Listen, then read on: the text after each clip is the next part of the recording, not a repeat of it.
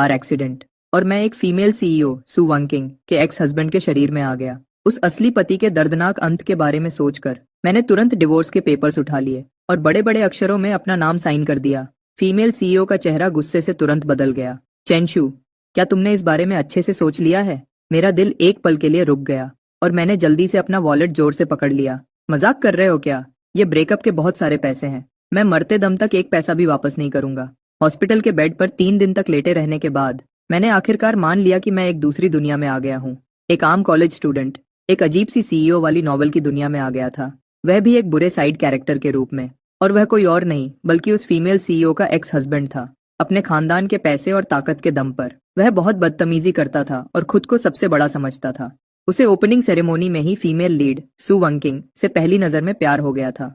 उसके बाद से वह लगातार उसके पीछे पड़ा रहा और हर गंदी चाल चलकर उसने उसे मुझसे शादी करने पर मजबूर किया। सू वंकिंग एक आम नॉवेल की हीरोइन जैसी थी, गरीब परिवार से लेकिन सुंदर और दिमागर की तेज। उसके पापा चल नहीं सकते थे और उसकी माँ बहुत बीमार थी। अपने परिवार के इलाज के पैसे इकट्ठे करने के लिए उसने आखिरकार हार मान ली और मुझसे शादी कर ली। शादी के 5 साल बीत गए। वह एक आम ऑफिस वर्कर से बिजनेस की दुनिया की एक बड़ी स्टार बन गई। हमारा रिश्ता दिन ब दिन खराब होता गया। सू वंकिंग भी धीरे धीरे मेरे काबू से बाहर हो गई। फिर भी मैं इस बात से बिल्कुल बेखबर था और पहले की तरह ही घमंड दिखाता रहा, जब तक एक दिन मैंने उसके पहले प्यार को जमीन पर नहीं गिरा दिया। सू वंकिंग अब और बर्दाश्त नहीं कर सकी और उसने डिवोर्स मांग लिया। ठीक उसी वक्त मेरा कार एक्सीडेंट हो गया। सू वंकिंग तीसरे दिन मुझसे मिलने आई और उसने डिवोर्स के पेपर्स मेरे मुंह पर दे मारे। उस लड़की की आवाज बिल्कुल ठंडी और गुस्से भरी थी। उसके चेहरे पर सिर्फ नफरत और चिढ़ दिख रही थी। चेंशु, क्या तुम्हारा नाटक खत्म हो गया? लेकिन फिर भी जैसे ही मैंने उसका चेहरा साफ साफ देखा,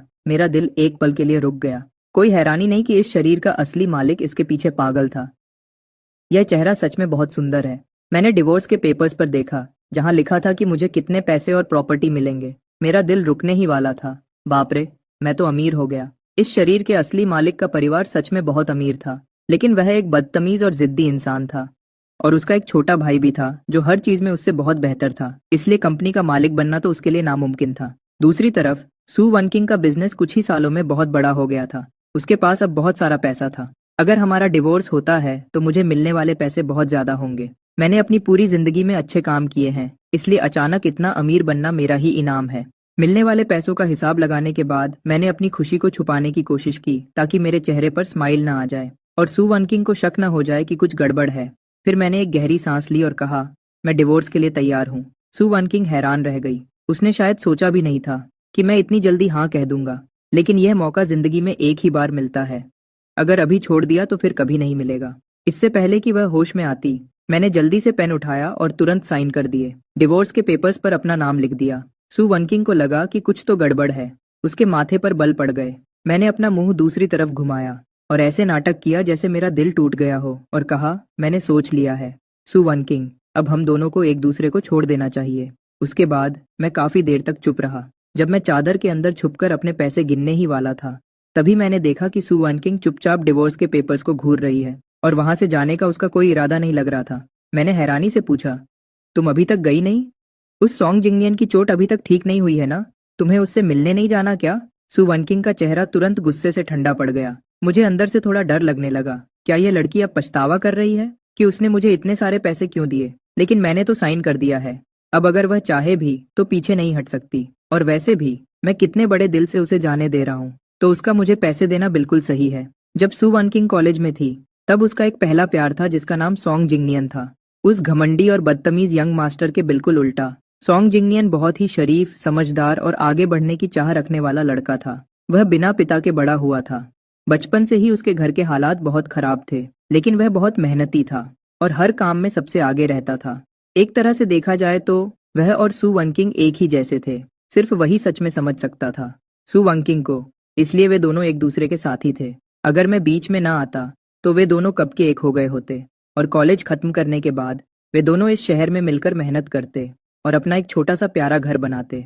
असली चेंशु उनसे बहुत जलता था। उसने सॉन्ग जिंगनियन को परेशान करने का कोई मौका नहीं छोड़ा। वह चिल्लाती, वह हमेशा उससे झगड़ा करता रहता था। आखिर में वह पागल हो गया और उसने उस पर हमला कर दिया। उसके बाद से सू वंकिंग चेंशु से नफरत करने लगी और उसने उससे सारे रिश्ते तोड़ लिए। कोई भी समझ सकता है कि हीरो और हीरोइन दोनों से दुश्मनी लेने के बाद इस बुरे साइड कैरेक्टर का क्या बुरा हाल होने वाला था।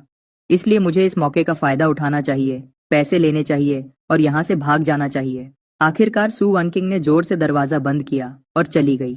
मैंने अपने सीने पर हाथ फेरा और धीरे से मुस्कुराया। कितना गुस्सा है इसमें। लेकिन जो पैसा और प्रॉपर्टी मुझे मिलने वाली थी उसके बारे में सोचकर मैं फिर से खुश हो गया। आसमान से ऐसी किस्मत बरसना हर किसी के नसीब में नहीं होता। जब मैं इन्हीं ख्यालों में खोया था तभी मेरे फोन पर एक वीचैट मैसेज आया। यह मैसेज गू चिंगहान का था। उसके लिखे शब्दों से साफ पता चल रहा था कि वह मेरा मजाक उड़ा रही है। मैंने सुना है कि आखिरकार आज सू वनकिंग तुमसे मिलने आई थी। वह मेरी बचपन की दोस्त है, एक अमीर खानदान की जिद्दी लड़की जो हमेशा पार्टी करने और मजे उड़ाने के लिए जानी जाती है। वह सू वनकिंग को बिल्कुल पसंद नहीं करती थी और सू वनकिंग भी उसे पसंद नहीं करती थी। दोनों एक दूसरे के बिल्कुल खिलाफ थे। खास करके जब से मेरी और सू वनकिंग की शादी हुई थी हमारे दोनों परिवारों का आना जाना बढ़ गया था। उसके पिताजी अक्सर सू वनकिंग का नाम लेकर उससे कंपेयर करते थे। इस वजह से गू चिंगहान सू वनकिंग से और ज्यादा नफरत करने लगी थी। वह मुझे डांटती थी कि मैं प्यार में अंधा हो गया हूँ और हमेशा मुझे बेवकूफ कहती थी। इस बार भी वह पक्का मेरा मजाक उड़ाने ही आई थी, लेकिन मुझे कोई फर्क नहीं पड़ता था। मैं तो अपना मिला हुआ मोटा पैसा गिनने में बिजी था। अब रोने का टाइम किसके पास है? मैंने थोड़ी देर सोचा और फिर डिवोर्स अग्रीमेंट की एक फोटो खींचकर उसे भेज दी। आज से तेरा भाई सिंगल है, अब मुझे अच्छी सी पार्टी दे। गू चिंगहान ने तुरंत मुझे फोन किया और पहला सवाल पूछा, क्या तुम पागल हो गए हो? अपनी जुबान को संभालो। जैसे ही मैं हॉस्पिटल से डिस्चार्ज होऊंगा हम सिविल अफेयर्स ब्यूरो जाकर इसे पक्का कर देंगे। अच्छा हुआ कि एक्सीडेंट ज्यादा बड़ा नहीं था, बस सिर पर थोड़ी चोट आई है। मैं चाहता हूँ कि तुम मेरा साथ देने आओ। जू चिंगहान थोड़ी देर के लिए चुप हो गई और फिर अचानक जोर से हंस पड़ी। ठीक है यंग मास्टर चैन, तुम क्या चाहते हो कि मैं तुम्हारा साथ कैसे दूं? एक हफ्ते बाद मैंने एक महंगा सूट पहना और बिल्कुल हीरो बनकर हॉस्पिटल से डिस्चार्ज हुआ। गुचिंगहन ने अपने हाथ बांधे और मजाक उड़ाते हुए कहा, हॉस्पिटल में ऐसे कपड़े पहनकर कौन घूमता है? तुम थोड़े ठीक ठाक लग रहे हो। मैंने अपना सिर हिलाया और कहा, तुम्हें क्या पता, आज बहुत बड़ा दिन है। गू चिंगहान ने इस बात पर ध्यान नहीं दिया और बाहर जाने के लिए घूमी, लेकिन अचानक हमारे सामने सू वनकिंग आ गई। सू वनकिंग ने एक पल के लिए गू चिंगहान को देखा। उसके चेहरे पर गुस्सा और ठंडक थी। मैं उसके पास गया और मुस्कुराते हुए कहा, तुम आ गई, गाड़ी कहाँ है? सू वनकिंग का गुस्सा थोड़ा कम हुआ और उसने कहा, पार्किंग में है, चलो। गुचिंगहान से यह बिल्कुल बर्दाश्त नहीं हुआ। चलो। गुचिंगहान से यह बिल्कुल बर्दाश्त नहीं हुआ। उसने अपना सिर थोड़ा घुमाया और अपनी सुंदर आंखों से मुझे घूरते हुए कहा, चेंशु, क्या तुम मेरी गाड़ी में नहीं चल रहे? मैंने अपना हाथ हिलाया और कहा, मुझे पहले सू वानकिंग के साथ सिविल अफेयर्स ब्यूरो जाकर डिवोर्स के पेपर्स लेने हैं, उसकी गाड़ी में जाना ज्यादा आसान रहेगा। यह कहकर मैंने सू वानकिंग को जल्दी करने को कहा, जो वहां चुपचाप खड़ी थी। तुम वहां खड़ी क्यों हो? चलो अब। गुचिंगहान जोर से हंस पड़ी और बोली, सही बात है, यह बहुत जरूरी काम है, देर मत करो। सू वनकिंग ने मजाक उड़ाते हुए कहा, चेंशु, क्या तुम सच में मुझसे पीछा छुड़ाने के लिए इतनी जल्दी में हो? मैंने सच सच जवाब दिया, खास करके इसलिए क्योंकि आज रात तुम्हारा कोई और प्लान है। मैं बस इस काम को जल्दी खत्म करना चाहता हूँ ताकि तुम्हारा टाइम खराब न हो, है ना? सू वनकिंग हमेशा बहुत बिजी रहती थी। वह साल में बस कुछ ही बार घर आती थी। मुझे पता था कि वह मुझे देखना नहीं चाहती, और सच कहूँ तो मुझे भी उसके साथ रहने में कोई इंटरेस्ट नहीं था। हम दोनों का अलग हो जाना और अपने काम से काम रखना ही सबसे अच्छा है। सिविल अफेयर्स ब्यूरो में ज्यादा भीड़ नहीं थी। जल्दी ही मेरी और सू वनकिंग की बारी आ गई। जैसे ही हम अंदर जाने वाले थे तभी अचानक सू वनकिंग का फोन बजने लगा। मैंने अपनी आंख के कोने से देखा, वह सॉन्ग जिंगयान का फोन था। सू वनकिंग ने थोड़ा साइड में होकर फोन उठाया। मैंने धीरे से उसकी मीठी और नर्म आवाज सुनी, मैं अभी बाहर हूँ, कुछ काम निपटा रही हूँ। उसने कभी भी ऐसी आवाज में मुझसे बात नहीं की थी। यह शादी शुरू से ही एक जबरदस्ती का रिश्ता थी। पूरे 5 साल तक हम दोनों हमेशा एक दूसरे से लड़ते रहे। हमारे लिए साथ में ढंग से खाना खाना भी मुश्किल था, तो ऐसी प्यार भरी बातें करना तो बहुत दूर की बात थी। वहां के ऑफिसर ने हमें 2 बार बोला, आप दोनों को पेपर साइन करने हैं या नहीं? मैंने अपना सिर हिलाया। मुझे इस शरीर के असली मालिक के लिए थोड़ा बुरा लग रहा था। सू वनकिंग के दिल में उसके लिए कोई जगह नहीं थी। सू वनकिंग, मैंने आवाज दी। मैंने जोर से कहा, क्या इस बार हम पहले मेरा काम खत्म कर सकते हैं? सू वनकिंग हमेशा सॉन्ग जिंगयान को ही सबसे पहले रखती थी। इस शरीर के असली मालिक ने इस बात पर बहुत झगड़ा किया था, लेकिन वह हमेशा बेपरवाह और पत्थर दिल बनी रही। वह असली मालिक सच में बेवकूफ था, जो सोचता था कि वह सॉन्ग जिंगयान से जीत सकता है। यह तो खुद को दुख देने वाली बात थी। सू वनकिंग भी ऐसी ही थी। अगर वह इस बार मुझे पहले रखती तो क्या वह जल्दी ही अपने सच्चे प्यार के साथ खुलेआम नहीं रह पाती? सू वनकिंग का चेहरा अचानक उतर गया। फिर उसने फोन पर दूसरी तरफ खड़े इंसान से कहा, पहले डॉक्टर जांग से अपना चेकअप करवा लो। मैं बस अभी आती हूँ। 20 मिनट बाद जब नया नया डिवोर्स सर्टिफिकेट मेरे हाथ में आया तो खुशी से मेरी आंखों में आंसू आ गए। मुझे मिल गया, मेरा मोटा पैसा अब मेरे हाथ में है। आज से बस घूमना फिरना और पार्टी करना है, मजे उड़ाने हैं और एक खुशहाल जिंदगी जीनी है। मैंने पूरे दिल से सू वनकिंग से कहा। सू वनकिंग, तुम्हारा बहुत शुक्रिया। तुम्हारे इस पैसे के लिए शुक्रिया। अब हम कभी एक दूसरे से नहीं मिलेंगे। मैं अभी बाहर ही आया था कि मेरी नज़र गू चिंगहान पर पड़ी। जब मेरी नज़र गू चिंगहान पर पड़ी, बहुत ही चमकीली और सुंदर लाल फेरारी चला रही थी जो सबका ध्यान अपनी तरफ खींच रही थी। मैंने उसे न देखने की कोशिश की पर रह नहीं पाया। मैं खुशी खुशी उसकी तरफ बढ़ा। अब मेरे पास पैसे हैं, मुझे उन्हें खर्च करना है। अचानक मेरे पीछे से सू वनकिंग की रोने जैसी आवाज आई। मैंने जल्दी से पीछे मुड़कर देखा। क्या कोई और बात है? सू वंकिंग ने अपने लाल होंठ जोर से दबा रखे थे। एक पल के लिए उसके चेहरे के भाव समझना मुश्किल था। अगर मेरी जगह इस शरीर का असली मालिक होता तो उसे इस तरह परेशान देखकर वह तब तक पूछता रहता जब तक उसे जवाब न मिल जाता। लेकिन अब मुझ में नाटक करने की हिम्मत नहीं थी। अगर कोई बात नहीं है तो मैं जा रहा हूँ। मैंने अपनी चाल तेज कर दी। मेरे जैसे आम इंसान के लिए कहानी के हीरो और हीरोइन से जितना दूर रहो उतना ही सुकून मिलता है। जब मैं गू चिंगहान की गाड़ी में बैठकर निकल गया तो मैंने पीछे देखने वाले शीशे में देखा। सू वानकिंग वहां अकेले खड़ी थी और उसके आसपास से गाड़ियां और लोग गुजर रहे थे। फिर भी वह बहुत अकेली लग रही थी। अब मेरे जैसा परेशान करने वाला इंसान उसके पीछे नहीं था। वह आखिरकार आजाद हो गई थी, है ना? गू चिंगहान ने मेरी तरफ एक नजर देखा। मैंने बिना किसी दुख के खुशी से जवाब दिया, तुमने अपने क्लब की सुंदर लड़कियों को मेरे लिए बचाकर रखा है ना? गू चिंगहन बिल्कुल हैरान रह गई। मैं तो फालतू में परेशान हो रही थी।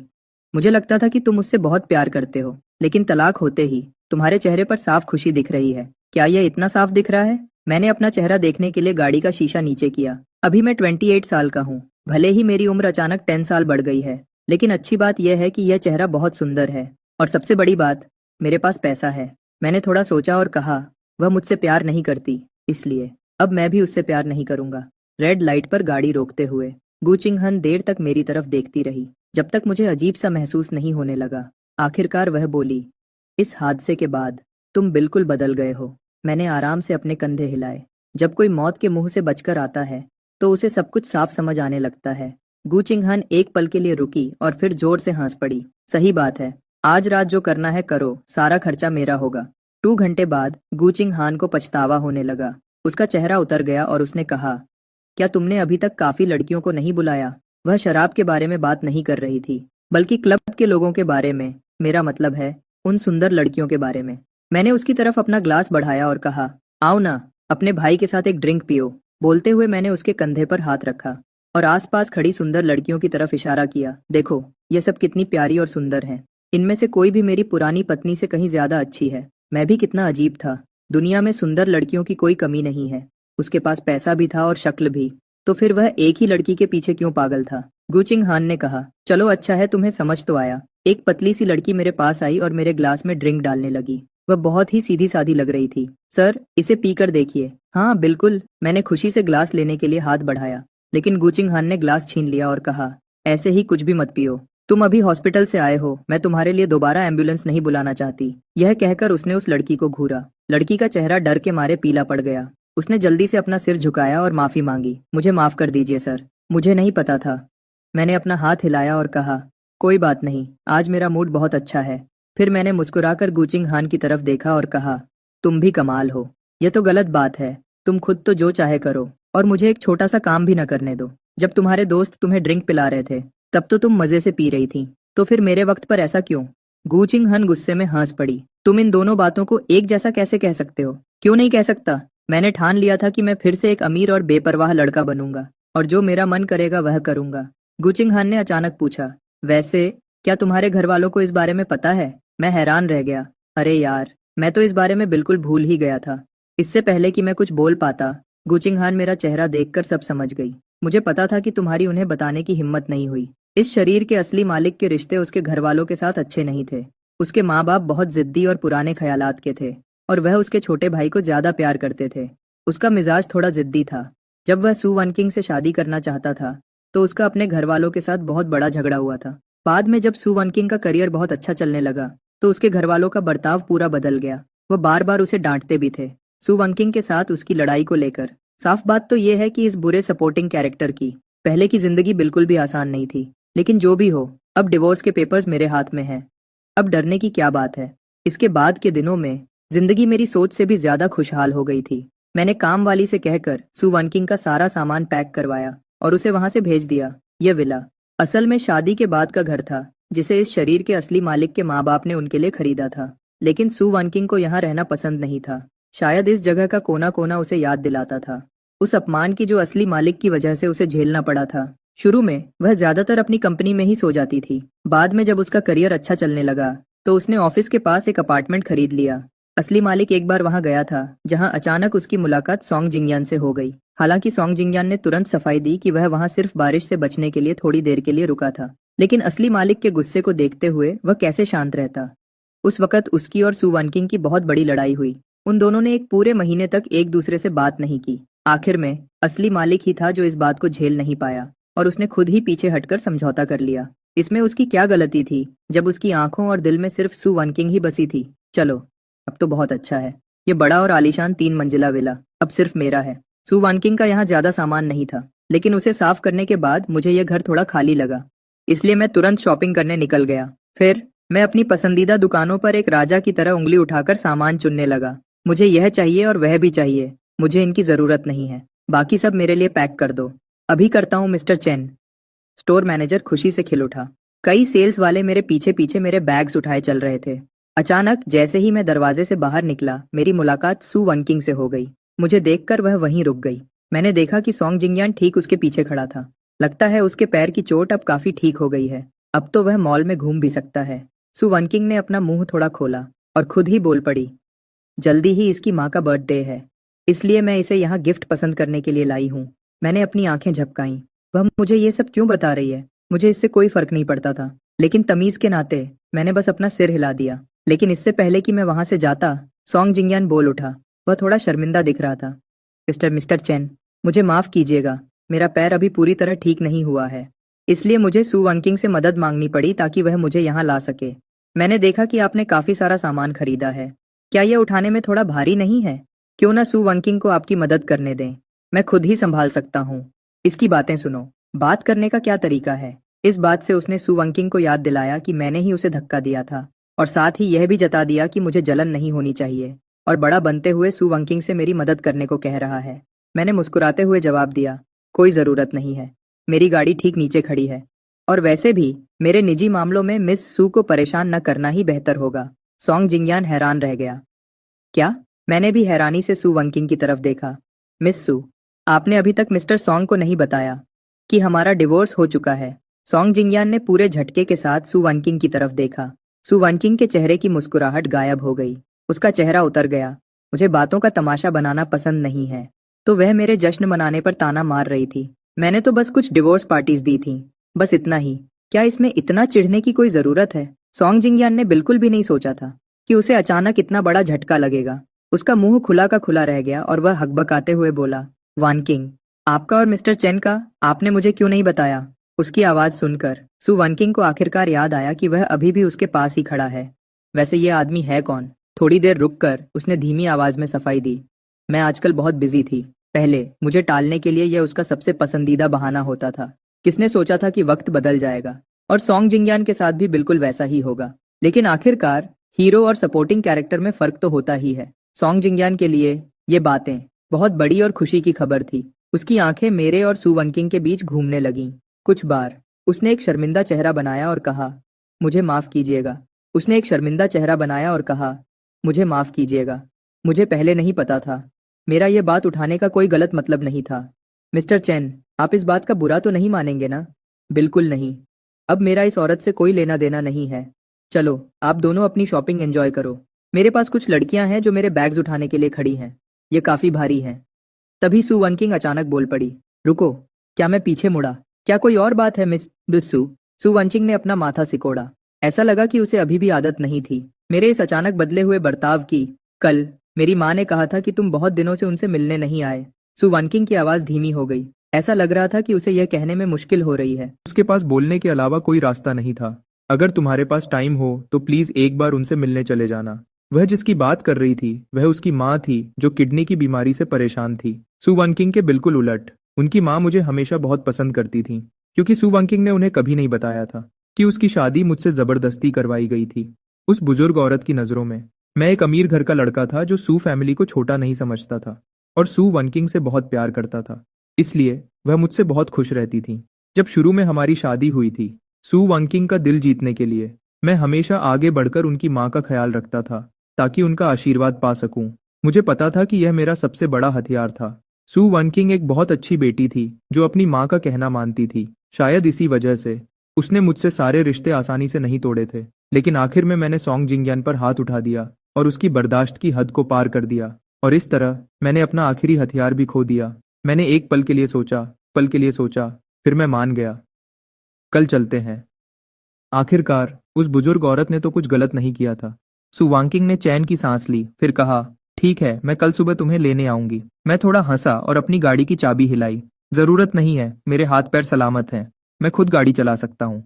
मिस सू को परेशान होने की कोई जरूरत नहीं है। सू वनकिंग और सॉन्ग जिंगयान दोनों के चेहरे एक साथ सुन्न हो गए। अगली सुबह जल्दी मैं नर्सिंग होम के लिए निकल गया। यह महंगा नर्सिंग होम शहर के बाहर था। वहाँ की सुविधाएं बहुत अच्छी थीं और वहाँ की सर्विस भी बहुत बढ़िया थी, इसलिए वहाँ का खर्चा भी बहुत ज्यादा था। मिस्टर चेन, आप आ गए।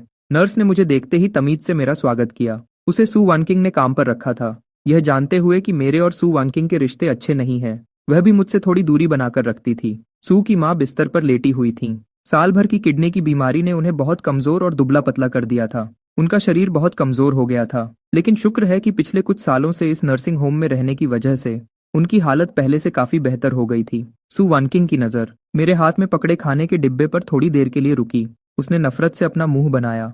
यहाँ तक कि एक नर्स भी मेरे इस तरह खुश करने की कोशिश को बेकार समझती थी, क्योंकि उसे पता था कि मैं कुछ भी कर लूं, मुझे सिर्फ सू वनकिंग की नफरत ही मिलेगी। चेंशु, सू की माँ ने मुझे देखा। उनके चेहरे पर एक प्यारी सी मुस्कान आ गई। तुम आजकल बहुत बिजी हो, है ना? मैंने तुम्हें बहुत दिनों से नहीं देखा। मैंने अंदर ही अंदर एक ठंडी सांस ली। शुरू से आखिर तक मैं सिर्फ उनका इस्तेमाल कर रहा था, लेकिन उन्होंने मुझे सच में अपना मान लिया था। उस बुजुर्ग औरत ने तो कुछ गलत नहीं किया था। हाँ, थोड़ा बिजी था। मैं आपके लिए चिकन सूप लाया हूँ, आप इसे बाद में थोड़ा पी लेना। सू की माँ ने फिर से मेरा हाथ पकड़ लिया। उन्होंने बहुत देर तक मुझे देखा और ध्यान से पूछा, क्या सू वानकिंग ने तुम्हें फिर से गुस्सा दिलाया? मैंने ना में सिर हिलाया, लेकिन सू की माँ को यकीन नहीं हुआ। उन्होंने मजबूरी में आह भरी। वानकिंग बचपन से ही जिद्दी है और वह हमेशा बातें अपने अंदर ही दबाए रखती है। अगर उसने तुम्हें दुखी किया है तो मुझे बताओ, मैं तुम्हारे लिए उसे डांटूंगी। मुझे और भी ज्यादा बुरा लगा। मैंने पहले उन्हें तलाक के बारे में बताने का सोचा था, लेकिन बात मेरे गले में ही अटक गई। मैं उन्हें यह बात कह ही नहीं पाया। मैं वहां रुका और सू की माँ के साथ खाना खाया और उनसे थोड़ी देर और बातें की। जाने से पहले मैं बहुत देर तक हिचकिचाया। आखिरकार मैंने बहुत मुश्किल से कहा, आने वाले दिनों में थोड़ा काम ज्यादा रहेगा, इसलिए शायद मैं आपसे रोज रोज मिलने ना आ सकूं। मैं पहले अपना आना जाना कम करूंगा, फिर कोई सही वक्त देखकर उन्हें बता दूंगा। शायद ऐसा करना ही सबसे बेहतर होगा। यह बात हमेशा के लिए तो नहीं छुप सकती थी। अगर मैं मान भी जाता तो भी सू वनकिंग इस बात को नहीं मानती। अगर मैं यहाँ बार बार आता तो उसे लगता कि मेरे दिमाग में अभी भी कोई चालाकी चल रही है। सू की माँ ने मेरा हाथ थपथपाया। उन्होंने धीरे से आह भरी। चेंशु, तुम बहुत अच्छे बच्चे हो। पिछली बार जो हुआ वह वनकिंग की गलती थी। चाहे वह मेरे सामने इस बारे में बात ना करे, पर मैं जानती हूँ कि वह अंदर से बहुत परेशान है। उसे इस बात का बहुत पछतावा है। वह तुम्हें बहुत पसंद करती है। बच्चा चला गया, वह भला कैसे दुखी नहीं होगी? मेरा दिल जोर से धड़का। बच्चा? हाँ, सही बात है। यही वह वजह थी जिसने रिश्ते को खराब किया था, जिस वजह से इस शरीर के असली मालिक और सू वनकिंग का रिश्ता पूरी तरह टूट गया था। हाँ, पिछली जिंदगी में इस शरीर के असली मालिक और सू वनकिंग का सच में एक बच्चा था, और ऐसा इसलिए हुआ क्योंकि उसने एक बिजनेस डिनर पर सू वनकिंग के नशे में होने का फायदा उठाया और उसे पाने के लिए हर तरह की चालाकी की। यह बच्चा किसी अच्छे तरीके से नहीं आया था, लेकिन असली मालिक की नजर में यह सू वनकिंग को अपने पास रोक कर रखने का सबसे बड़ा हथियार था। प्रेग्नेंट होने का पता चलने के बाद सू वनकिंग को अपने पहले प्यार सॉन्ग जिंगयान के लिए बुरा लग रहा था, लेकिन दूसरी तरफ वह अपने ही खून को खत्म नहीं करना चाहती थी। आखिर में उसने बच्चे को चुना।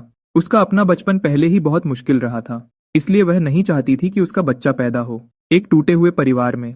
उस दौरान असली मालिक के साथ उसका रिश्ता सबसे अच्छा चल रहा था। वह उसके लाए हुए अच्छे खाने को चुपचाप खा लेती थी और बच्चों को पालने वाली किताबें पढ़ने पर ध्यान देती थी। वह सच में एक अच्छी माँ बनना चाहती थी, इसलिए मिसकैरेज होने के बाद उसने असली मालिक से अपना रिश्ता पूरी तरह खत्म कर लिया। यह सच में बहुत अजीब बात है। सू वनकिंग के प्रेग्नेंट होने के बाद असली मालिक ने देखा कि उसका बर्ताव अच्छा हो रहा है, तो उसने और ज्यादा फायदा उठाना शुरू कर दिया। वह उसे 24 घंटे अपने पास रखना चाहता था।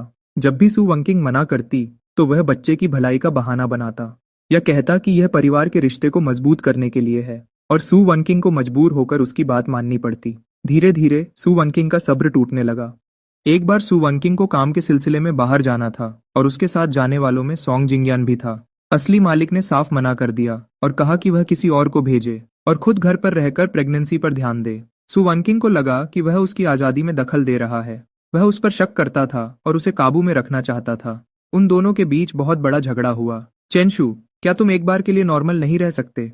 सबको अपने जैसा घटिया समझना बंद करो, ठीक है? यह कहकर सु वनकिंग ने जोर से दरवाजा बंद किया और चली गई। इसका नतीजा यह हुआ कि उसी रात असली मालिक को खबर मिली कि बहुत ज्यादा गुस्से की वजह से सु वनकिंग का मिसकैरेज हो गया है। आप सोच सकते हैं, जैसे ही यह हुआ उनका रिश्ता तुरंत टूट गया और उनके बीच एक भयानक झगड़ा हुआ। अगर पहले की बात करें तो सु वनकिंग को असली मालिक से सिर्फ नफरत थी, लेकिन इसके बाद वह नफरत और भी गहरी हो गई। उसने फिर कभी उस घर में कदम नहीं रखा और उससे पूरी तरह रिश्ता तोड़ लिया। फिर एक दिन असली मालिक ने सॉन्ग जिंगयान के पास जाकर उसे सीढ़ियों से नीचे धक्का दे दिया। यह आखिरी हद थी। मैं थोड़ी देर खामोश रहा, फिर मैंने कहा, अब यह सब पुरानी बात हो गई है। पुराना चेंशु मर चुका है। यह सब यहीं खत्म होता है। नर्सिंग होम से निकलते वक्त मेरा मूड थोड़ा खराब था। मुझे नहीं पता था कि यह मदर सू की वजह से था या फिर पुराने चेंशु की वजह से, लेकिन वह थोड़ी सी उदासी उसी वक्त गायब हो गई जब मुझे एहसास हुआ कि मैंने गलती से अपनी कार की चाबी कचरे के डिब्बे में फेंक दी थी और मेरी परेशानी हद से ज्यादा बढ़ गई। परेशानी में मैंने गुचिंग हान को फोन किया ताकि वह मुझे लेने आ सके। सुनते ही गुचिंग हान को यह बात बहुत अजीब लगी। क्या मैं तुम्हारी ड्राइवर लगती हूँ? क्या मैं बस तुम्हारे हुक्म का इंतजार करती रहूं? ऐसा नहीं है कि मैं तुम्हें पैसे नहीं दूंगा, मैंने कहा। गुचिंग हान, यह नर्सिंग होम बहुत दूर और सुनसान जगह पर है। यहाँ कोई टैक्सी मिलना नामुमकिन है। इसलिए गुचिंग हान न चाहते हुए भी गाड़ी चलाकर वहां आई। जब हम घर पहुंचे तो अंधेरा हो चुका था और सबसे बड़ी बात, बाहर तेज बारिश हो रही थी। बाहर तेज बारिश को देखते हुए मैंने थोड़ी दया दिखाई और गुचिंग हान को अंदर बुला लिया। मैंने उसे दूसरी मंजिल पर गेस्ट रूम दे दिया। अगली सुबह उम्मीद से पहले ही किसी ने दरवाजे की घंटी बजाई। मैंने आधी आंख खोली और नींद में ही दरवाजा खोलने चला गया। बाहर जो खड़ी थी वह कोई और नहीं बल्कि सु वनकिंग थी। वह बस कुछ बोलने ही वाली थी कि तभी सीढ़ियों से आने की आवाज सुनाई दी। गुचिंग हन की आवाज आई, जिसमें नींद से जगाए जाने का गुस्सा साफ पता चल रहा था। कौन है? सु वनकिंग का चेहरा तुरंत बिल्कुल ठंडा पड़ गया। उसका एक एक शब्द ऐसे निकल रहा था जैसे वह गुस्से में दांत पीस रही हो। लगता है मैं गलत वक्त पर आ गई। तुम दोनों को परेशान करने के लिए माफी चाहती हूँ। मैंने मन ही मन गुस्से से अपनी आंखें घुमाई। तो तुम्हें पता है कि तुमने किसी की नींद खराब की है, और वैसे भी ये कैसा बर्ताव है? ये मेरा घर है, ठीक है? तुम तो बस मेरी एक्स वाइफ हो। तुम्हें गुस्सा होने का क्या हक है? ऐसा चेहरा बना रही हो जैसे मैंने तुम्हें धोखा दिया हो। ये सब किसके लिए है? तुमने इतने समय तक मुझे धोखा दिया और मैं इतना बड़ा दिल वाला था कि मैंने जाने दिया। मैंने अपना सिर घुमाया और गुचिंग हान से जोर से कहा, कुछ नहीं है, तुम जाकर सो जाओ। गुचिंग हान नखरे दिखाने वालों को संभालना अच्छे से जानती थी। आखिर वह मेरी वजह से ही बारिश में यहाँ फंसी थी। मैं ऐसा नहीं कर सकता था कि उसे ढंग से सोने भी न दूं। गुचिंग हान ने सु वनकिंग को देखा और लगता है उसकी नींद पूरी तरह खुल गई। उसने हल्के से मुस्कुराते हुए कहा, हमारे यहाँ कोई मेहमान आया है। अगर मैं अभी सो गई तो ये बदतमीजी होगी। चेंशु, सच में तुम उन्हें अंदर बैठने के लिए क्यों नहीं कहते? मुझे कोई परवाह नहीं थी, इसलिए मैंने वापस सु वनकिंग की तरफ देखा। मेरा उसे अंदर बुलाने का बिल्कुल मन नहीं था। मैंने अभी अभी उसका सारा सामान बाहर निकालकर साफ किया था। मैं इस घर को गंदा नहीं करना चाहता था, नहीं तो काम वाली को इसे फिर से साफ करने की परेशानी होती। मैंने आगे बढ़कर पूछा, मिस सु वनकिंग, आप इतनी सुबह सुबह यहाँ कैसे आई हैं? सु वनकिंग का चेहरा थोड़ा पीला पड़ गया। साफ था कि गुचिंग हान की उन ताना मारने वाली बातों ने उसे बहुत गुस्सा दिला दिया था, लेकिन वह गुस्सा नहीं निकाल सकती थी। अगर ये पहले की बात होती तो वह इस घर की मालकिन की तरह बर्ताव करती और गुचिंग हान से कहती कि यहाँ से चली जाए। लेकिन अब वह गुचिंग हान के बराबर भी नहीं थी। वह तो घर के अंदर भी नहीं आ सकती थी। लेकिन इस तरह की औरतें सब्र करना अच्छे से जानती हैं। सु वनकिंग भी ऐसी ही थी। उसने एक गहरी सांस ली, गुचिंग हान को पूरी तरह इग्नोर किया और अपने बैग से एक चाबी निकाली। तुम कल इसे मेरी माँ के घर छोड़ आए थे। उन्होंने मुझसे कहा कि मैं इसे तुम्हारे पास पहुंचा दूं। उसके कहने का मतलब यह था कि वह यहाँ सिर्फ अपनी माँ के कहने पर आई है। शुक्रिया। मैंने चाबी ले ली। वैसे तुम्हें यहाँ तक आने की तकलीफ उठाने की जरूरत नहीं थी। मेरे पास एक और चाबी है। सु वनकिंग कुछ देर के लिए चुप हो गई। मैंने कुछ सेकंड्स इंतजार किया। मेरा सब्र अब खत्म हो रहा था। मैंने उसे आराम से याद दिलाया, मिस सु वनकिंग, क्या कोई और बात है? अगर सु वनकिंग जाने का यह साफ इशारा नहीं समझ पाती तो आज वह जिस मुकाम पर है वहां तक पहुंचने की उसकी सारी मेहनत बेकार जाती। उसने अपने होंठों को जोर से दबाया, नहीं, और दरवाजा बंद होने की आवाज आई। मैंने उसके मुंह पर ही दरवाजा बंद कर दिया। गु चिंगहान सीढ़ियों पर खड़ी मुझे देख रही थी। मुझे अजीब लगा। मैंने कहा, तुम तो सोने जा रही थी ना, मुझे ऐसे क्यों घूर रही हो? गु चिंगहान ने अपनी आंखें थोड़ी छोटी की, अपने हाथ सीने पर बांधते हुए बोली, कुछ नहीं, बस ये सोच रही थी कि तुम्हारा अपनी एक्स वाइफ के लिए बर्ताव कुछ ज्यादा ही बेरहम लग रहा है। मैं बिल्कुल चुप हो गया। अगर तुम्हारे पास कहने को कुछ अच्छा नहीं है तो चुप रहो। गु चिंगहान ने अपनी ठुड्डी ऊपर उठाई। चेंशु, मुझे मत बताओ कि तुम नहीं देख सकते कि वह क्या सोच रही है। मैंने पलटकर पूछा। क्या सोच रही है? गु चिंगहान पीछे की तरफ झुकी और आलस से बोली, वह तुमसे मिलना चाहती थी। नहीं तो वह इतनी सुबह सुबह भागती हुई यहाँ कभी नहीं आती, सिर्फ एक कार की चाबी खुद देने के लिए। और जब उसने मुझे इस घर में देखा तो उसका चेहरा इतना खराब नहीं बनता। मैंने अपना सिर हिलाया। तो क्या हुआ? गु चिंगहान ने रेलिंग पर अपनी उंगलियां चलाईं और आराम से पूछा, तुम्हें कुछ महसूस नहीं होता? क्या महसूस होगा? क्या उसके वापस आने पर मैं एक कुत्ते की तरह उसके पीछे भागूं? मुझे यह थोड़ा मजाकिया लगा। गु चिंगहान ने मेरी तरफ देखा। उसकी आंखों में एक चमक थी। वह थोड़ी सीधी होकर खड़ी हो गई। मैंने अपने कंधे उचकाए। मुझे तो बस लगता है कि मैंने उसे तलाक देने में बहुत देर कर दी। अगर मुझे पहले पता होता कि वह कैसी लड़की है तो मैं उसे बहुत पहले ही छोड़ देता। मैंने बिना वजह अपना इतना वक्त खराब किया। गु चिंगहान ने शायद मेरे मुंह से ऐसी बात सुनने की उम्मीद नहीं की थी। उसने कुछ देर मुझे घूरा और फिर अचानक अपना सिर घुमाया और जोर से हंस पड़ी। बुरा नहीं है चेंशु, आखिरकार तुमने थोड़ी समझदारी दिखाई। मुझे थोड़ा अच्छा लगा। मुझे थोड़ा अच्छा लगा। मैंने भी उसकी तारीफ करते हुए कहा, अरे बस करो, मैं तो अभी भी तुमसे बहुत पीछे हूँ। तुम तो इस खेल की असली खिलाड़ी हो, जो बिना किसी दाग के हर मुश्किल से निकल जाती हो। गु चिंगहान थोड़ी परेशान हो गई। मैंने तुम्हें कितनी बार बताया है, मेरा उन लड़कों के साथ कोई चक्कर नहीं है। मैंने तुरंत उसकी हाँ में हाँ मिलाई। मुझे पता है, मुझे पता है। मालकिन, आप तो बस दिखावे के लिए उनके साथ खेल रही हैं। आपको अभी तक आपका सच्चा प्यार नहीं मिला है। क्या सभी कहानियों में ऐसा नहीं लिखा होता कि नखरेबाज लड़की को आखिरकार अपना सच्चा प्यार मिल ही जाता है और वह अपने पुराने सारे हिसाब किताब को 10 गुना करके चुकाती है, 10 गुना करके चुकाती है। गु चिंगहान ने मुझे हैरानी से देखा और बस एक बात कही, मुझे पता था कि तुम जैसे बेवकूफ से बात करने का कोई फायदा नहीं है। फिर वह वापस सोने चली गई। मैं दोपहर तक सोता रहा। जब पेट में भूख की वजह से मेरी आंख खुली तो मैंने देखा कि मेरे फोन पर बहुत सारी मिस्ड कॉल्स और मैसेजेस आए हुए थे। यह सब इस शरीर के असली माँ बाप के थे। उन्हें देखते हुए मुझे समझ आया कि उन्होंने अचानक मुझे फोन क्यों किया था। उन्हें सु वंकिंग के साथ मेरे तलाक के बारे में पता चल गया था। क्या तुमने और सु वंकिंग ने तलाक ले लिया? तुम आखिर सोच क्या रहे हो? मैंने तुम्हें कितनी बार बताया है, सु वंकिंग की कंपनी बहुत तेजी से आगे बढ़ रही है। हम तो उनके साथ बिजनेस की बात भी कर रहे हैं। अब जब तुमने ये कर दिया है तो हम क्या करेंगे? तुम अब बड़े हो गए हो। तुम अभी भी इतने गुस्से में फैसले क्यों लेते हो? ऐसे ही तलाक ले लिया। क्या तुम कभी किसी और के बारे में नहीं सोचते?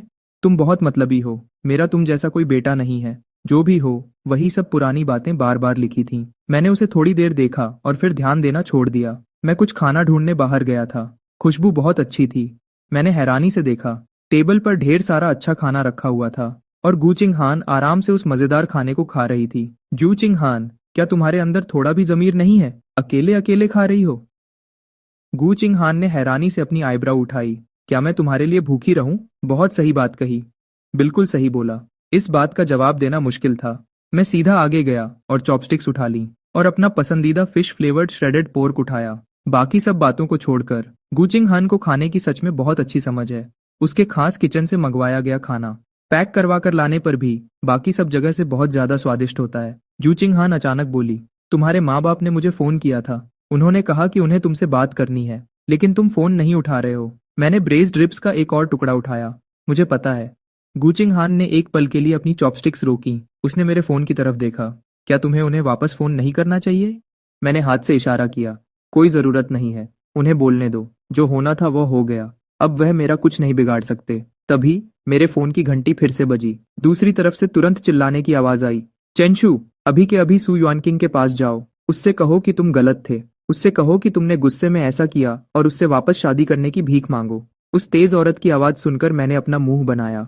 मैंने फोन को अपने कान से थोड़ा दूर किया। रोमारे, इनकी हिम्मत तो देखो, कितने बड़े सपने देख रहे हैं। डांट खाना या सु युआनकिंग के हाथों मरना। मुझे अच्छी तरह पता है कि दोनों में से क्या ज्यादा बुरा है। चेंशु, क्या तुम मेरी बात सुन भी रहे हो? मैंने आखिरकार जवाब दिया। हाँ, मैं सुन रहा हूँ, लेकिन यह बहुत मुश्किल होगा। सीधी बात है, मैं यह नहीं कर सकता। दूसरी तरफ से वह और भी ज्यादा गुस्से में आ गई। चेंशु, क्या अपने माँ बाप से बात करने का यही तरीका है? मैं हैरान था। क्या तुमने पहले नहीं कहा था कि अब तुम्हारा कोई बेटा नहीं है? क्या तुम भूल गईं? दूसरी तरफ बिल्कुल खामोशी छा गई। ऐसा लगा कि वह और चिल्लाना चाहती थी, लेकिन मेरा सुनने का बिल्कुल मन नहीं था। जो भी हो, मैंने अपनी बात बिल्कुल साफ कह दी है। मैं बिजी हूँ, फिर कभी बात करेंगे। यह कहकर मैंने फोन काट दिया और नंबर ब्लॉक कर दिया। ग्यूचिंग हान ने यह सब होते हुए देखा, बिना किसी डर के आराम से किया गया काम। उसने तुरंत अपनी चॉपस्टिक्स नीचे रख दी। उसने मुझे ऊपर से नीचे तक देखा। बहुत अच्छे, चेंशु। अपनी पुरानी पत्नी को छोड़ना एक अलग बात है, लेकिन अब तुमने अपने माँ बाप के खिलाफ जाने की भी हिम्मत कर ली। मेरे मुंह में अभी भी मीट का एक टुकड़ा था। मैंने मुंह में ही जवाब दिया, जहाँ जुल्म होता है वहां लोग आवाज भी उठाते हैं। गुचिंग हान ने एक हल्की सी हंसी हंसी। वह थोड़ा आगे की तरफ झुकी। तो इस हिसाब से शायद एक दिन मेरी बारी भी आएगी। मैंने उसे थम्स अप किया और उसकी समझ की तारीफ की। मुझे उसके इस रिएक्शन पर बिल्कुल हैरानी नहीं हुई। वह इस शरीर के असली मालिक के साथ बड़ी हुई थी। वह अच्छी तरह जानती थी कि पुराना चेंशु कैसा था। जो चीजें मैं अभी कर रहा था, उसके हिसाब से उन्हें एक ही लाइन में कहा जा सकता था कि मैं बिल्कुल पागल हो गया हूँ। लेकिन अगर देखा जाए तो जो कोई भी इस मुश्किल में फंसेगा वह भी पागल हो जाएगा। बिना किसी हीरो की ताकत के एक बुरा साइड कैरेक्टर बनना, इसका मतलब है कि जिंदा रहने के लिए जल्दी भागना पड़ेगा। ओह हाँ, मेरे लिए एक नई जगह ढूंढने में मदद करो। ये जगह बुरी नहीं है, लेकिन यहाँ लोग बार बार आकर परेशान करते हैं। ये बहुत परेशान करने वाला है। सिर्फ सू युआनकिंग ही नहीं, बल्कि इस शरीर के असली मालिक की फैमिली भी। उनमें से हर एक रिश्तेदार परेशानी खड़ी करने वाला है। मैंने आज उन सबके साथ अपना रिश्ता पूरी तरह से खत्म कर लिया है। कौन जाने कब वे मेरे दरवाजे पर आकर परेशानी खड़ी कर दें। मेरे पास उनसे निपटने का फालतू वक्त नहीं है। जूचिंग हान ने जवाब दिया, यह मुझ पर छोड़ दो। गुचिंग हान सच में एक अमीर खानदान की लड़की की तरह थी। भले ही वह अपना ज्यादातर वक्त खाने पीने और मजे करने में बिताती थी, लेकिन जब सच में जरूरत होती तो वह बहुत भरोसेमंद थी। अगले ही दिन मुझे फोन किया और कहा कि उसने शहर के वेस्ट साइड में एक विला पसंद किया है। पहला मालिक बाहर देश चला गया है। उन्हें जल्दी बेचना है। ये नया बना है और अभी तक कोई इसमें नहीं रहा है। तुम्हें सच में बहुत सस्ते में मिल गया। मैं उसके इस जल्दी काम करने से बहुत खुश था। उसी दिन मैं गुचिंग हान को अपने साथ ले गया, मालिक के साथ कॉन्ट्रैक्ट साइन करने के लिए। हमने बहुत जल्दी से नाम बदलवाया और साथ ही पुराने विला को बेचने के लिए भी डाल दिया। मैंने एक मूविंग कंपनी को फोन किया। सामान उठाने वाले लोग ऊपर नीचे भागते रहे, बिना रुके काम करते रहे। एक तरफ खड़े होकर देखते हुए मैं हैरान था। सिर्फ इस घर बदलने के दौरान ही मुझे पता चला कि असली मालिक के पास कितना सारा सामान था। क्या मुझे इन लोगों को इस सब के लिए अलग से पैसे नहीं देने चाहिए? मिस्टर चेन, इस बॉक्स में क्या है? ये बहुत भारी है। एक मूवर तीसरी फ्लोर से एक बड़ा डब्बा नीचे लेकर आया। डब्बा अच्छे से बंद था। बाहर से देखकर नहीं पता चल रहा था कि अंदर क्या है। जैसे ही मैं आगे बढ़कर देखने वाला था, मुझे अचानक एक फोन कॉल आया। हेलो, सुनिए, क्या आप मिस्टर चेन हैं? मैं तीसरे पीपल्स हॉस्पिटल से बोल रहा हूँ। आपकी पत्नी अचानक सड़क पर बेहोश हो गई। क्या आप जल्दी से यहाँ आ सकते हैं? मैं हैरान रह गया। सू युआनकिंग बेहोश हो गई और उसे हॉस्पिटल ले जाया गया। आपने गलत इंसान को फोन किया है। मैं उसका पति नहीं हूँ। दूसरी तरफ वाला इंसान हैरान हो गया, लेकिन पेशेंट के फोन में जो नाम सेव था मुझे अचानक याद आया। जब सू युआनकिंग प्रेग्नेंट थी, तब इस शरीर के पुराने मालिक ने जिद की थी कि वह अपने फोन में उसका नाम बदले, चेनशु, बेबीज डैडी के नाम से। सू युआनकिंग उससे जीत नहीं पाई, इसलिए उसने उसे ऐसा करने दिया। मुझे उम्मीद नहीं थी कि डिवोर्स के कुछ समय बाद भी वह इसे बदलना भूल गई होगी। अब उसकी तबीयत कैसी है? पेशेंट शायद लो ब्लड शुगर की वजह से बेहोश हुई है। जान का कोई खतरा नहीं है, लेकिन उनकी हालत ज्यादा अच्छी नहीं है। फिर भी आपको जितना जल्दी हो सके। ठीक है, मैं समझ गया, लेकिन मैं अभी थोड़ा बिजी हूँ। एक काम करते हैं, आप लोग उसके अभी के बॉयफ्रेंड सॉन्ग जिंगनियन से बात कीजिए और उसे फोन कीजिए। उसका नंबर पक्का उसके फोन कॉन्टैक्ट्स में होगा। आगे से अगर कुछ भी हो तो बस सीधे उससे ही बात करना। मैंने फोन रख दिया और देखा कि लिविंग रूम में बहुत सारे डब्बे जमा हो गए हैं। इन सबको खोलने में कितना समय लगेगा? पहले सब कुछ अंदर रख देते हैं। जब मुझे खाली समय मिलेगा तब मैं इसे ठीक से रख दूंगा। अच्छी बात यह है कि नया घर काफी बिडिडिढ़ा है। मैंने हाउसकीपर से सामान को थोड़ने को कहा और फिर मैं कुछ गेम्स खेलने चला गया। मैं एक मशहूर बारबेक्यू जगह पर भी गया जो ऑनलाइन बहुत ट्रेंड कर रही थी। स्वाद बुरा नहीं था और वहाँ का डेकोर भी बहुत बढ़िया था। मैं कुछ फोटोज खींचने से खुद को रोक नहीं पाया और उन्हें अपनी टाइमलाइन पे पोस्ट कर दिया। कैप्शन लिखा, चेक्ड इन, एक और दिन मेहनत करने का। मैंने बीच में अपनी एक बहुत ही हैंडसम सेल्फी भी डाल दी। मेरे दोस्तों ने पोस्ट पर लाइक्स की बारिश कर दी। यहाँ तक कि गुचिंग हान ने भी, जो एक आलसी लड्डुडकी है और सोशल मीडिया पर बहुत कम आती है, एक कमेंट किया, ये जगह काफी अच्छी है। मैंने रिप्लाई किया, क्या तुमने यहाँ खाना खाया है? गुचिंग हान ने घमंड से रिप्लाई किया, बिल्कुल, ये रेस्टोरेंट मैंने ही खोला है। मेरे पास कोई शब्द नहीं थे। उसने एक बार फिर मेरे सामने अपना रोब झाँध दिया, लेकिन जिसकी मुझे उम्मीद नहीं थी वह यह था, सॉन्ग जिंगयान ने भी मेरी पोस्ट पर कमेंट किया था। वह ऊपर से तो बड़द्धा तमीजदार बन रहा था, लेकिन अंदर ही अंदर वह मुझसे सवाल पूछ रहा था और रोब झाड़ रहा था, जैसे वह खुद को मुझसे बहुत बड़ा समझता हो। चेनशु, भले ही तुम्हारा और वांगचिंग का डिवोर्स हो गया है, लेकिन वह अभी हॉस्पिटल में है। तुम उसे देखने तक नहीं आए। क्या यह सच में ठीक है? जैसे ही यह कमेंट आया, मेरा सोशल मीडिया तुरंत हिल गया। सू वानकिंग से मेरे डिवोर्स की खबर सिर्फ कुछ ही लोगों को पता थी। मैंने तो अभी तक अपने डिवोर्स की पोस्ट भी नहीं लिखी थी, और यह यहाँ आकर मुझे सही और गलत का ज्ञान दे रहा है। मैंने भी तुरंत बेडिडे ही मासूम बनकर उसे जवाब दिया, एक अच्छे एक्स को तो मरा हुआ ही समझना चाहिए। मुझे बस डर था कि तुम गलत न समझ बैठो, समझे? अगर तुम्हें बुरा न लगे तो मैं उसे देखने चला जाता हूँ। आखिरकार हम पहले क्लासमेट्स तो थे ही, उसका हालचाल पूछना तो बनता ही है। तुम्हें क्या लगता है? मेरी टाइमलाइन पर अचानक हंगामा हो गया। लोग बहुत गुस्से में आ गए थे, लेकिन थोड़ी ही देर में सॉन्ग जिंगयान ने खुद ही वह कमेंट डिलीट कर दिया। क्या उसे लगा कि डिलीट करने से सब खत्म हो गया? मैंने तुरंत सबके सामने एक कमेंट लिखकर सलाह मांगी, अपने दोस्तों से जो इस काम में एक्सपर्ट हैं। कृपया बताएं कि मुझे अपनी एक्स वाइफ से मिलने के लिए क्या गिफ्ट लेकर जाना चाहिए, और उसके नए लवर के लिए भी। मेरी मदद करो, यह मेरे लिए बहुत जरूरी है। 1 घंटे बाद मैं एक फलों की टोकरी लेकर हॉस्पिटल पहुंच गया। मुझे उम्मीद नहीं थी कि जैसे ही मैं उसके कमरे के दरवाजे पर पहुंचूंगा, मुझे सॉन्ग जिंगनियन की रोने जैसी आवाज सुनाई देगी। युएनचिंग, प्लीज गुस्सा मत हो। मुझे पता है इस बार मेरी गलती थी, लेकिन मैंने यह सब सिर्फ तुम्हारे लिए किया। सू युआनकिंग ने कोई जवाब नहीं दिया। सॉन्ग जिंगयान परेशान और दुखी आवाज में बोला, तुम बेहोश तक हो गई थी। हॉस्पिटल ने खास तौर पर उसे फोन किया था, फिर भी वह तुमसे मिलने तक नहीं आया। अगर आज तुम्हें कुछ हो जाता तो? सू युआनकिंग की थकी हुई आवाज आखिरकार सुनाई दी। मैं थोड़ा थक गई हूँ, मैं थोड़ी देर अकेले रहना चाहती हूँ। थोड़ी देर बाद अंदर से कुर्सी खिसकने की आवाज आई। सॉन्ग जिंगयान दरवाजे की तरफ बढ़ा। जैसे ही उसने दरवाजा खोला, वह हैरानी से वहीं रुक गया। सू युआनकिंग को लगा कि कुछ गड़बड़ है, और उसने देखने के लिए अपना सिर घुमाया। उसका चेहरा बहुत पीला पड़ चुका था। उसके चेहरे पर पहले जैसा घमंड और रोब बिल्कुल नहीं था। वह हॉस्पिटल के बेड पर लेटी हुई थी और उसे ड्रिप लगी हुई थी। वह बहुत ही कमजोर और बेचारी लग रही थी। मुझे देखकर उसकी उदास आंखों में अचानक एक चमक आई। वह थोड़ी घबराई हुई और परेशान लग रही थी। चेंशु, तुम यहाँ क्यों आए हो? मैं सॉन्गजिंग नियन के पास से निकलकर अंदर चला गया। मुझे लोगों के मजाक और तानों का कोई डर नहीं था। मुझे लोगों के मजाक और तानों का कोई डर नहीं था। लोग कह रहे थे कि डिवोर्स के तुरंत बाद मुझे अपनी एक्स वाइफ के जीने मरने से कोई फर्क नहीं पड़ता। आखिर हम दोनों कॉलेज में एक ही क्लास में पढ़ते थे, इसलिए बात को इतना बढ़ाने की कोई जरूरत नहीं है। सू युआनकिंग का सुंदर चेहरा पीला पड़ गया। उसने पक्का मुझे और सॉन्ग जिंगयान को वीचैट पर लड़ते हुए देख लिया था। वह बहुत घमंडी थी। वह सबके सामने अपना मजाक बनना कैसे बर्दाश्त करती? यह उसके लिए बहुत बड़ा अपमान था। मेरे लिए उसके दिल में नफरत अब और ज्यादा बढ़ गई होगी, यह सोचकर ही मुझे चिढ़ हो रही थी। खैर, मैं यहाँ आ तो गया हूँ। अगर कोई काम नहीं है तो मैं अब चलता हूँ। सू युआनकिंग के चेहरे के भाव थोड़े बदले। उसने कहा, चेंशु, क्या तुम्हें सच में मेरे साथ ऐसा बर्ताव करना पड़ेगा? मैंने अपनी आईब्रो उठाई और सीधे पूछा, क्या? जब मेरा कार एक्सीडेंट हुआ था तो तुम तीसरे दिन तक मुझसे मिलने नहीं आई थी। तुम्हारे मुकाबले तो मैं बहुत ज्यादा अच्छा और वफादार हूँ। सू युआनकिंग का चेहरा गुस्से और शर्म से बिल्कुल पीला पड़ गया। उसने अपना मुंह खोला, जैसे वह कुछ कहना चाहती हो। तभी अचानक मेरे फोन की घंटी बजी। हाउसकीपर का फोन था। सर, मैंने आपका लगभग सारा सामान पैक कर दिया है, लेकिन एक बॉक्स बचा है जिसे मैंने अभी तक नहीं छुआ। वह मिट्टी के बर्तनों से भरा है। मैं उस बॉक्स का क्या करूं? मैं हैरान रह गया। मिट्टी के बर्तन? हाँ, और लगता है वह आपने खुद अपने हाथों से बनाए हैं, इसलिए मैंने सोचा कि आपसे पूछ लूं। मैंने अपनी तिरछी नजर से देखा कि सू युआनकिंग भी हैरान खड़ी थी। तभी मुझे अचानक सब याद आ गया। मुझे सब याद आ गया। वह मिट्टी के खिलौने और बर्तन सच में इस शरीर के असली मालिक ने बनाए थे। कॉलेज के दिनों में सू युआनकिंग मिट्टी के बर्तन बनाने वाली एक दुकान पर पार्ट टाइम काम करती थी। उस वक्त क्योंकि असली मालिक उसे पसंद करता था और उसे मनाना चाहता था, इसलिए वह लगभग हर रोज उस दुकान पर चला जाता था। वह वहां पूरी दोपहर बैठा रहता था। उसे यह काम बिल्कुल नहीं आता था, और न ही उसके पास सब्र था। उसका पूरा ध्यान और उसकी आंखें सिर्फ सू युआनकिंग पर ही रहती थीं।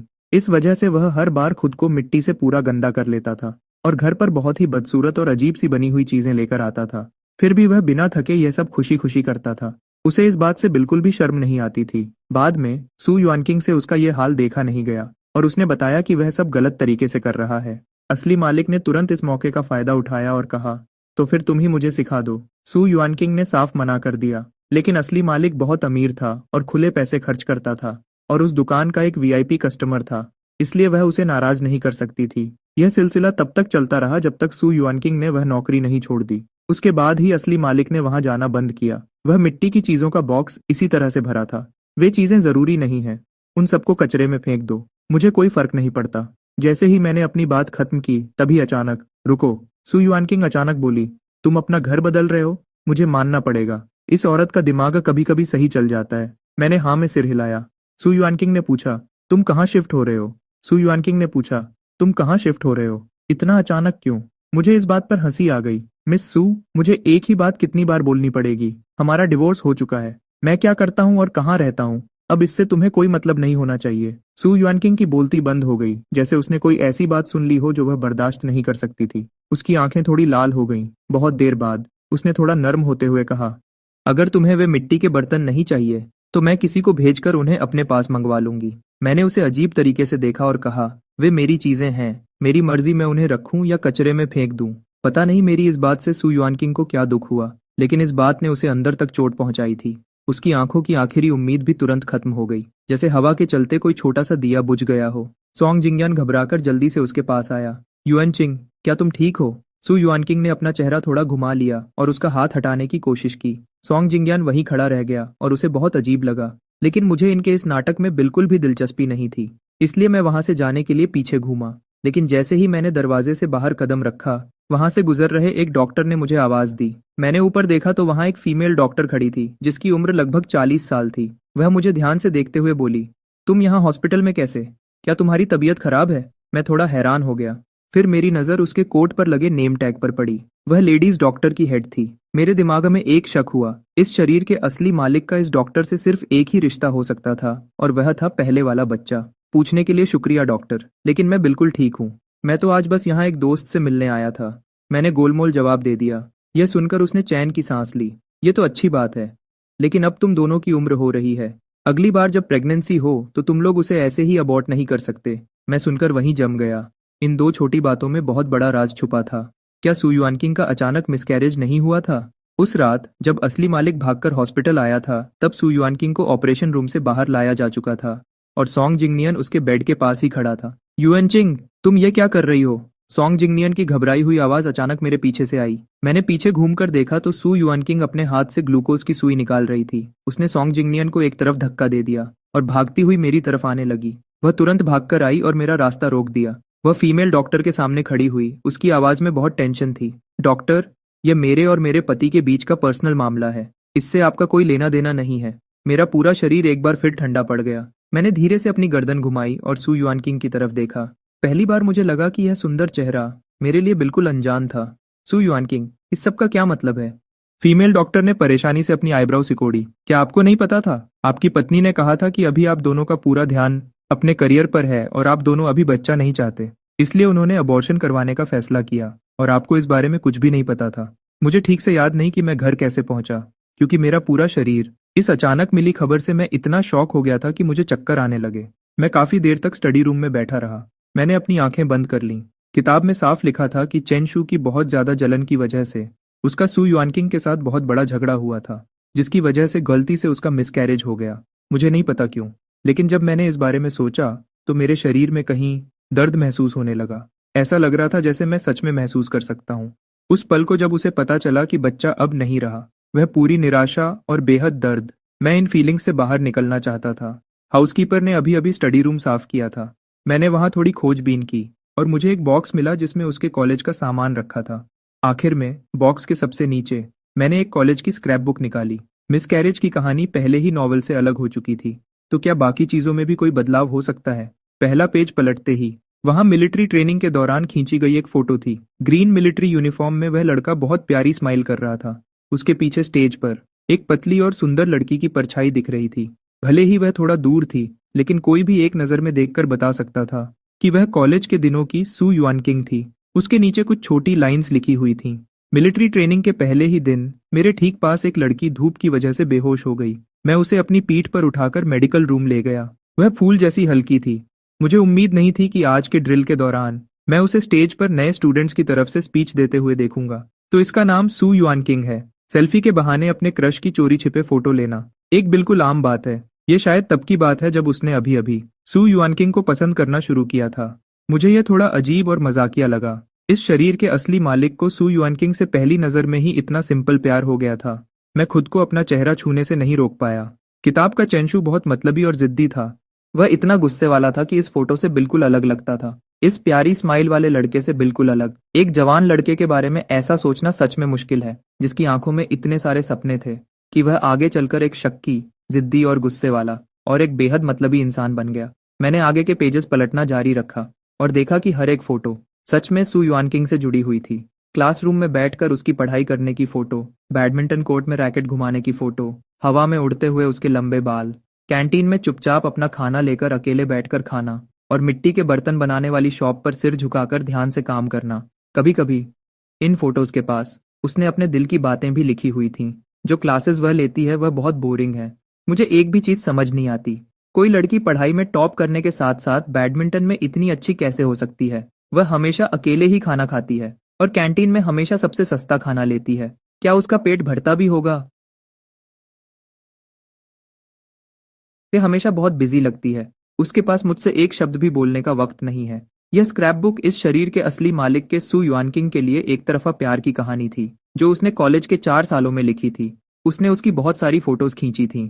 हर एक फोटो और हर एक लाइन नॉवेल के चैन शू से बिल्कुल अलग थी। लगता है वह किसी और को पसंद करती है, लेकिन वह इंसान मैं नहीं हूँ। क्या मुझे हार मान लेनी चाहिए? कल ग्रेजुएशन है। क्या मुझे हिम्मत करके उसे अपने दिल की बात बता देनी चाहिए और फिर इस एक तरफा प्यार को हमेशा के लिए बाय बोल देना चाहिए? हम अभी आधी ग्रेजुएशन फोटोज ही खींच पाए थे कि वह अचानक चली गई। मैं उसके पीछे गया और मुझे पता चला कि उसकी माँ की तबीयत बहुत खराब है और उन्हें बहुत सारे पैसों की जरूरत है। इस पेज पर ग्रेजुएशन की फोटो होनी चाहिए थी, लेकिन सू युआनकिंग की वजह से यह पेज बिल्कुल खाली था। असली मालिक ने उसकी वजह से अपनी खुद की ग्रेजुएशन फोटो भी नहीं खिंचवाई थी। मेरे हाथ थोड़े कांपने लगे। मुझे नहीं पता क्यों, लेकिन यह नोटबुक मुझे बहुत भारी लग रही थी। इतनी भारी कि मेरे लिए आगे के पेजेस पलटना मुश्किल हो रहा था। ऐसा लग रहा था कि अगर मैंने आगे पढ़ा तो कुछ ऐसा हो जाएगा जो मेरे कंट्रोल से बाहर होगा। मेरे सीने पर जैसे कोई भारी पत्थर रख दिया गया हो। मैं सांस नहीं ले पा रहा था। मैं सांस छोड़ भी नहीं पा रहा था। किसी अनजानी ताकत के खींचने पर मैं पन्नों को पलटता गया। वह एक शादी की फोटो थी। सच कहूं तो वह शादी के सर्टिफिकेट की फोटो थी। शादी के सर्टिफिकेट की उस फोटो में चेंशू के चेहरे पर अभी भी एक प्यारी सी मुस्कान थी। बस वह पहले से ज्यादा शांत और समझदार लग रहा था। वहीं दूसरी तरफ सू वानकिंग का चेहरा बिल्कुल ठंडा और उदास था। फोटो के खुशी वाले लाल बैकग्राउंड के हिसाब से उसका चेहरा बिल्कुल अलग लग रहा था। तब मुझे याद आया, उन दोनों ने कभी सच में शादी की फोटोज नहीं खिंचवाई थीं। 1 साल तक सोचने और परेशान होने के बाद आखिरकार सू वानकिंग ने चेंशू से शादी करने का फैसला किया। उसे उस आदमी से शादी करने को नहीं मिला जिसे वह सबसे ज्यादा प्यार करती थी, इसलिए उसे इन सब बातों में कोई इंटरेस्ट नहीं था। और उस वक्त उसकी माँ भी हॉस्पिटल में थी, इसलिए उन्होंने न तो शादी का कोई फंक्शन किया और न ही शादी की फोटोज खिंचवाई। मैंने पहले सोचा था कि उस रात जो सू वानकिंग के साथ उसका आखिरी दिन था, चेंशू ने दिल की बहुत सारी बातें लिखी होंगी, लेकिन सच तो यह था कि यह पन्ना बिल्कुल खाली था। इस पर एक शब्द भी नहीं लिखा था। मैं बहुत देर तक उस फोटो को देखता रहा। मेरे सीने में एक अजीब सा दुख और दर्द उठने लगा। 5 साल का एक तरफा प्यार, 5 साल की शादी, और फिर भी दोनों की साथ में सिर्फ यही एक फोटो थी। मैंने अपने दिमाग के बुरे ख्यालों को रोका और पन्नों को पलटना जारी रखा, लेकिन आगे सू वानकिंग की कोई और फोटो नहीं थी। बस बीच बीच में लिखी हुई डायरी की बातें बची थीं। वह आजकल बहुत बिजी लगती है। कंपनी अभी नई नई बनी है। उसे खुद ही सब कुछ संभालना पड़ता है। वह बहुत मेहनत करती है। मैंने उसकी पसंद का खाना बनाया था, लेकिन वह क्लाइंट्स के साथ मीटिंग से आई तो उसमें से अल्कोहल की बदबू आ रही थी और वह आते ही बिस्तर पर सो गई। उसने कंपनी के पास एक फ्लैट खरीदा है ताकि आने जाने में आसानी हो, लेकिन वह आदमी भी वहां क्यों है? मैं जानता हूं कि उसके दिल में जो उसकी जगह है मैं उसकी बराबरी नहीं कर सकता, लेकिन मैं फिर भी चाहता हूं कि हमारा एक बच्चा हो, सिर्फ हम दोनों का। क्या मैं बिल्कुल बेकार हूं? मैं आज फिर नर्सिंग होम गया था और वहां मेरी मुलाकात गू चिंगहान से हुई, जो अपने दादाजी को डिस्चार्ज करवा रही थी। उसने मुझे दिमाग न होने के लिए डांटा।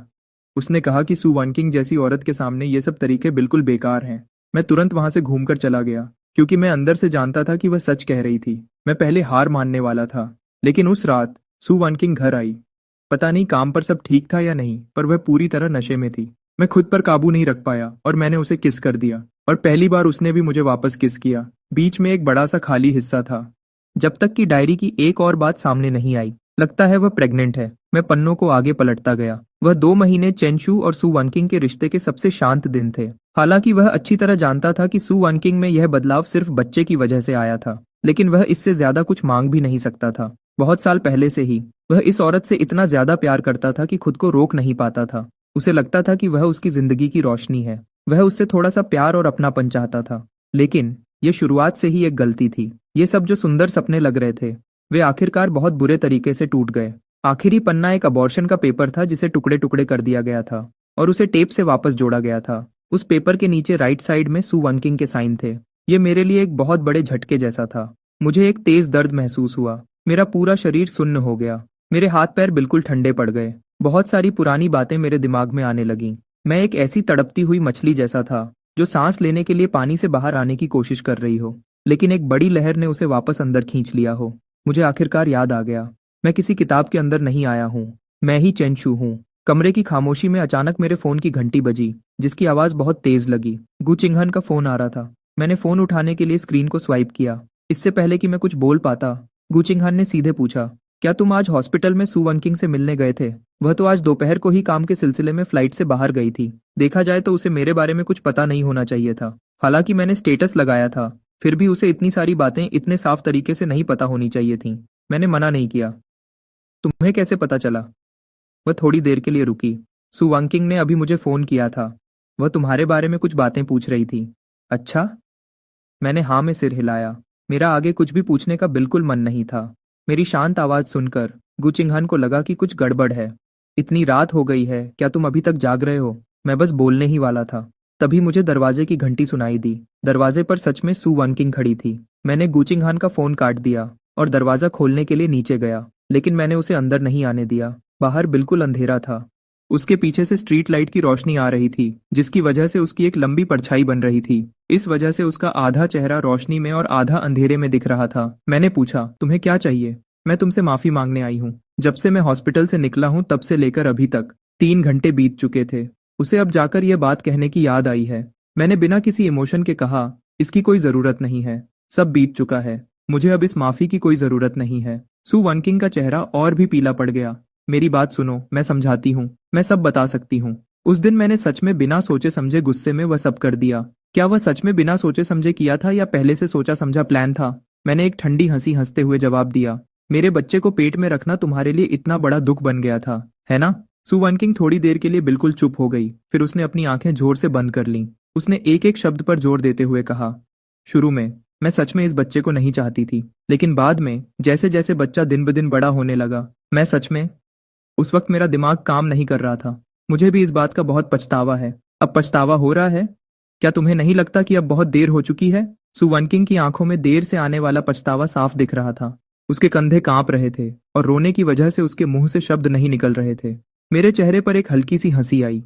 तुम चाहती थी कि मुझे लगे कि तुम्हारा मिसकैरेज मेरी वजह से हुआ है, ताकि मैं हमेशा खुद को दोषी मानता रहूं और मैं कभी भी बच्चे का सहारा लेकर तुम पर दबाव ना बना सकूं। इस तरह मैं तुम्हें छोड़ने और आजाद करने पर मजबूर हो जाऊंगा। सही कहा ना? सू वनकिंग अचानक हैरान रह गई। अपने दिमाग में वह हमेशा से यही मानती थी कि मैं एक मतलबी आदमी हूँ, जो जिद्दी है, लापरवाह है और बदले की भावना से भरा हुआ है। जब तक बच्चा नहीं रहेगा, मेरे पास उसे अपने साथ बांध कर रखने की कोई वजह नहीं बचेगी। उसने अपना मुंह खोला, जैसे उसके लिए एक एक शब्द बोलना बहुत मुश्किल हो रहा था। लेकिन यह बात तो हम दोनों के बीच की है। उस दिन तुमने अचानक सॉन्ग जिंगयान पर हमला क्यों किया? मैंने खामोशी से उसे देखा। ये वही औरत थी जिसे मैंने इतने सालों तक टूटकर प्यार किया था और जिसके लिए मैं तरसा था, लेकिन इस वक्त भी उसे सिर्फ उस दूसरे आदमी की चिंता थी। मैं जोर से हंस पड़ा। इसका कोई बड़ा कारण नहीं है, मुझे बस उसकी शक्ल पसंद नहीं थी। वह इसी के लायक था। लेकिन जो भी हो, अब बच्चा जा चुका है।